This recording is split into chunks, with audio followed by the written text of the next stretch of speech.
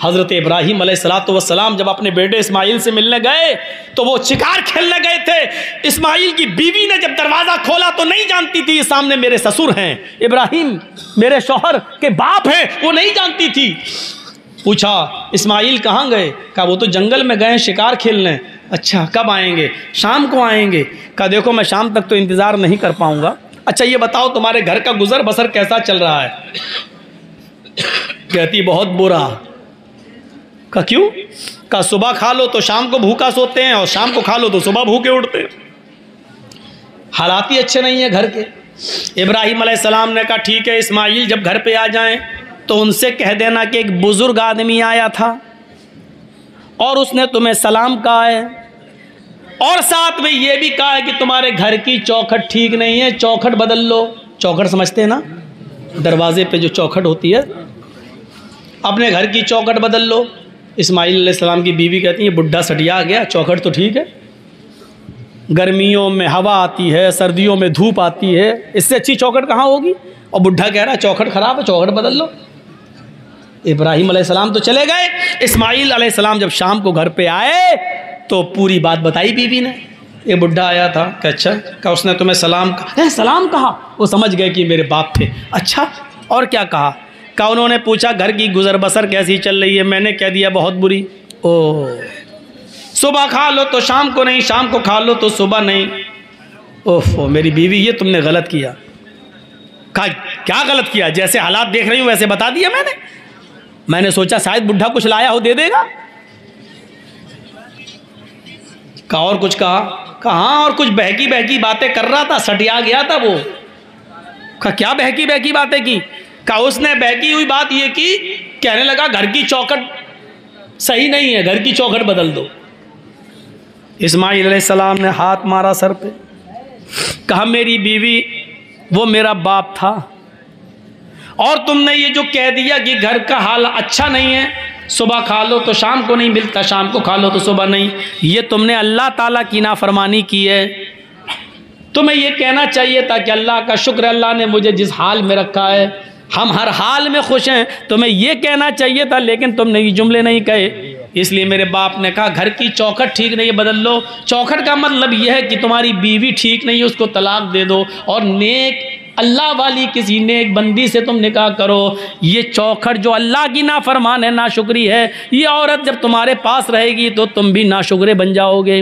हाय मेरी बीवी, तुम मुझे बहुत प्यारी हो लेकिन मेरे अपने बाप की नाफरमानी नहीं कर सकता। मेरे बाप ने चौखट बदलने का हुक्म दिया, इसलिए मैं तुम्हें तलाक देता हूँ। इतनी सी बात कह दी थी कि सुबह खा लो तो शाम को नहीं मिलता, शाम को खा लो तो सुबह नहीं, तो इब्राहीम अलैहिस्सलाम ने तलाक दिलवा दी थी इस्माइल से। आजकल की औरतें सोचें अपने शौहरों से क्या क्या कहती हैं। कब से फेयर एंड लवली नहीं आई, कब से क्रीम नहीं मिल रही है तुम्हारे घर में, जब से आई हूँ कभी आराम नहीं मिला है, जब देखो रोते रहते हो, जब देखो शिकायत करते रहते हो। मेरी सहेलियों को देखो शादी में कितने अच्छे अच्छे कपड़े पहन के जाती हैं, यही एक कपड़ा 6 महीने से पहन रही हूँ। कितनी नाफरमानी करती हैं ये। अगर देखा जाए तो ये तो रोज तलाक की मुस्तहिक हैं। देखा जाए इतनी नाफरमानी करती हैं कि इनको रोज तलाक दी जाए, लेकिन रोज तलाक देना नहीं, रोज क्या कभी मत देना। अब तो कानून भी बन गया, थोड़ा बर्दाश्त करना पड़ेगा। औरत पिसली से पैदा हुई है। अल्लाह के नबी सल्लल्लाहु अलैहि वसल्लम ने फरमाया कि औरत आदम अलैहिस्सलाम की पिसली से पैदा हुई। फ़इन्ना खुलिक़त मिन ज़िलालिन, औरत को आदम की बाएं पिसली से पैदा किया गया है। व इन्ना अअवज मा फ़िज़्ज़िलाइ अअवज, और पिसलियों आलाहू, इन अअवज मा फ़िज़्ज़िलाइ आलाहू, और पिसलियों में सबसे ऊपर वाली पिसली सबसे टेढ़ी होती है। ये पिसली ऊपर वाली टेढ़ी होती है, ऐसी। जब आप इसको निकालेंगे काट के तो ये पिसली ऐसी निकलेगी, ये ऐसे। आप इसको सीधा करोगे नहीं होगी, करिए ऐसे करेंगे आप, इतनी होगी बस, और जो और करेंगे टूट जाएगी, सीधी नहीं होगी। अल्लाह के नबी ने फरमाया कि फ़इन ज़हबता तुक़ीमुहु कसरतहु, अगर तुम उसको सीधा करने जाओगे तो टूट जाएगी। मतलब समझ रहे हो क्या है? मतलब यह है कि औरत पिछली से पैदा हुई है, जैसे पिछली टेढ़ी होती औरत भी टेढ़ी रहेगी।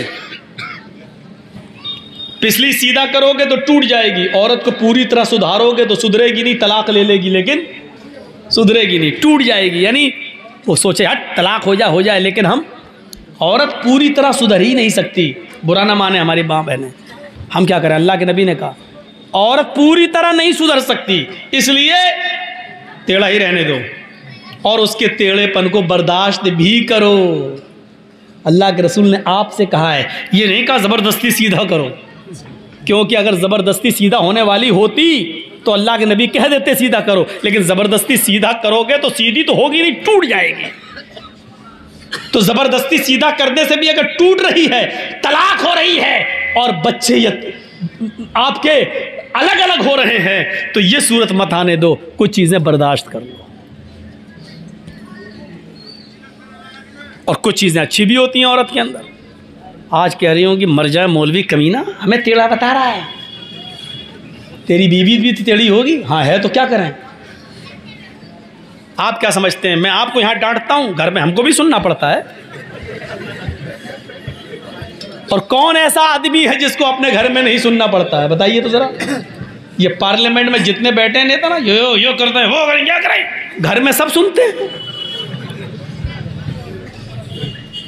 सबको सुनना पड़ती है अपने, बल्कि इन नेताओं की, इनकी बीवियां जितनी निगरानी करती किसी की नहीं करती। बार बार पूछते हैं कहाँ हो, उनको मालूम है ये नेता है ना, किसी और के साथ ना लगा हुआ हो, इसलिए बार बार पूछती कहाँ हो कि नहीं साहब ये पान वाले की, अच्छा मेरी बात कराना जरा।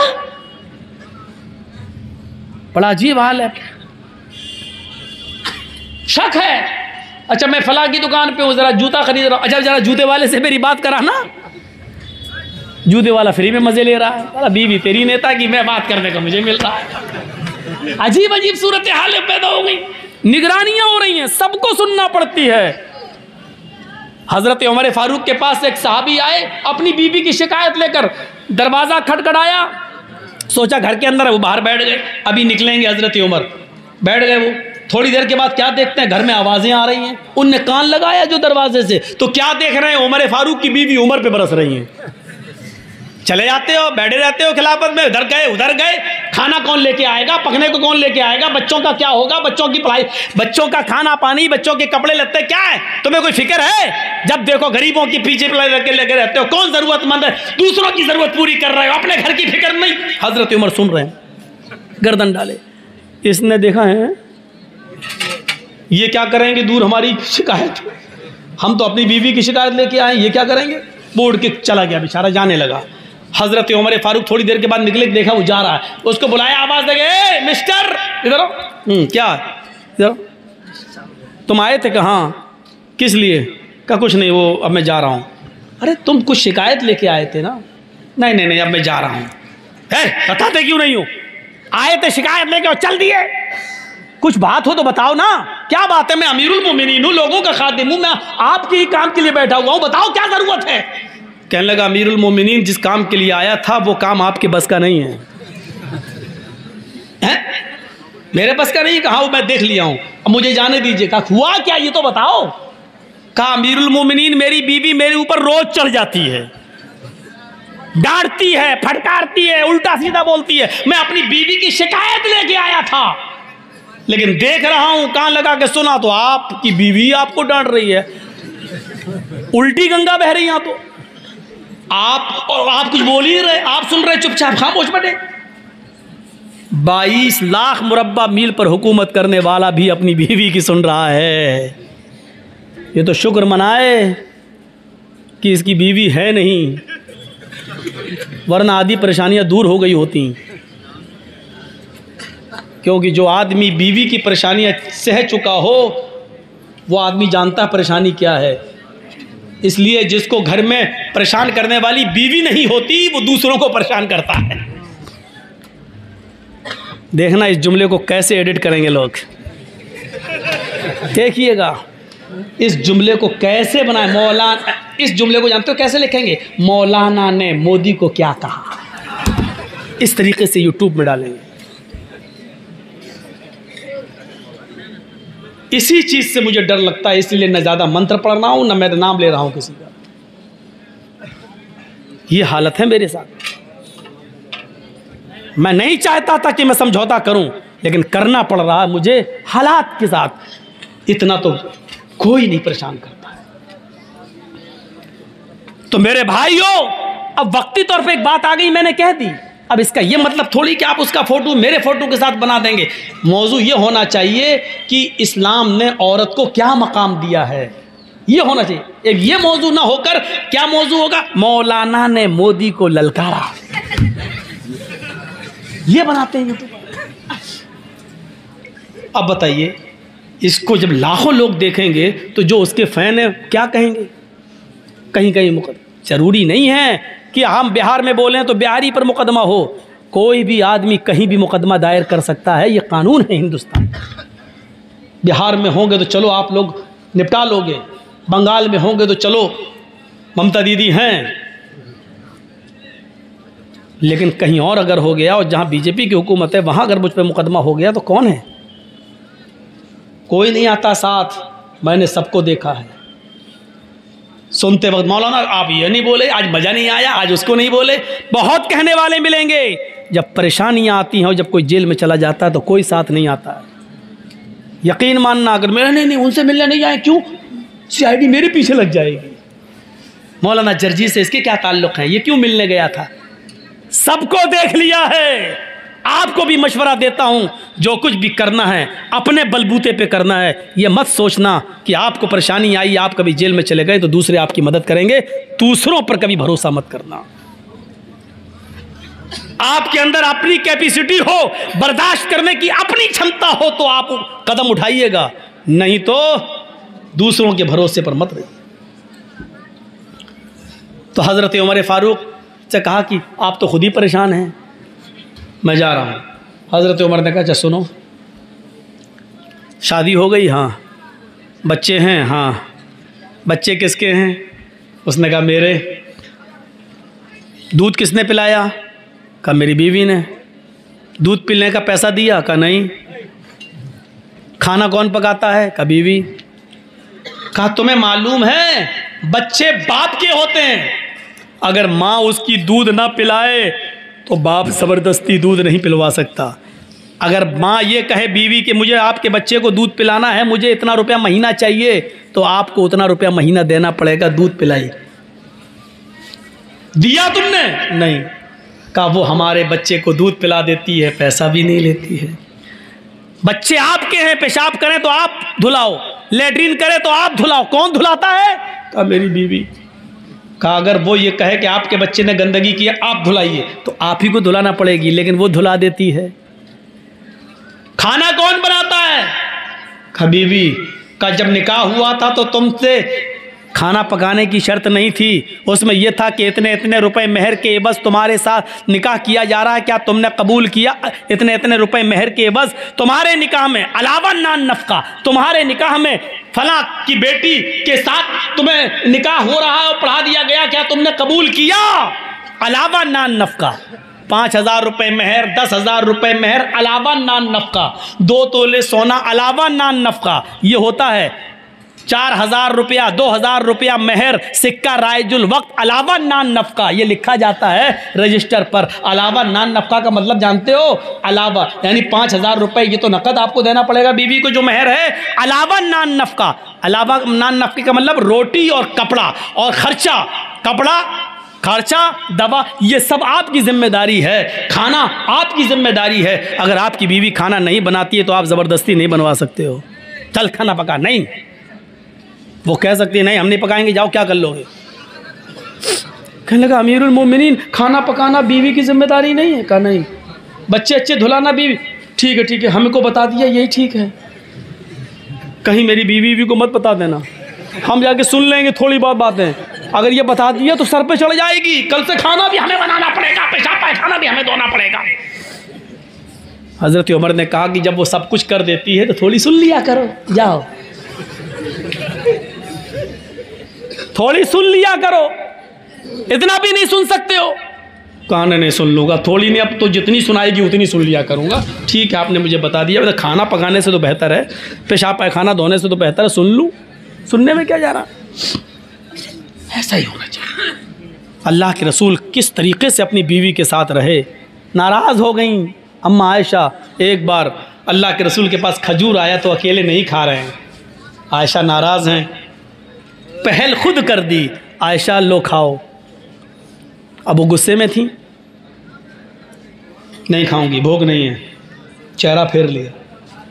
अल्लाह के रसूल उधर से आए, इधर आ गए, आयशा चलो गुस्सा थूको, लो खाओ। यानी उन्होंने चेहरा इधर किया तो अल्लाह के रसूल उठ के इधर आ गए। हम लोग होते और नाराज़ होती हमारी बीवी तो क्या होता, सही बताना। जर्जी साहब ने कहा लो खाओ, अब वो गुस्से में कहते हाँ मैं नहीं खाना, तो हम थोड़ी उधर आएंगे। जैसे चेहरा उधर घुमाया, मुँह पकड़ गए, खा रही कि नहीं खा रही, नखरे मत दिखा ज़्यादा, एक तो मना रहा हूँ तुझे, चल खा ले। हमारा रहन सहन ये है।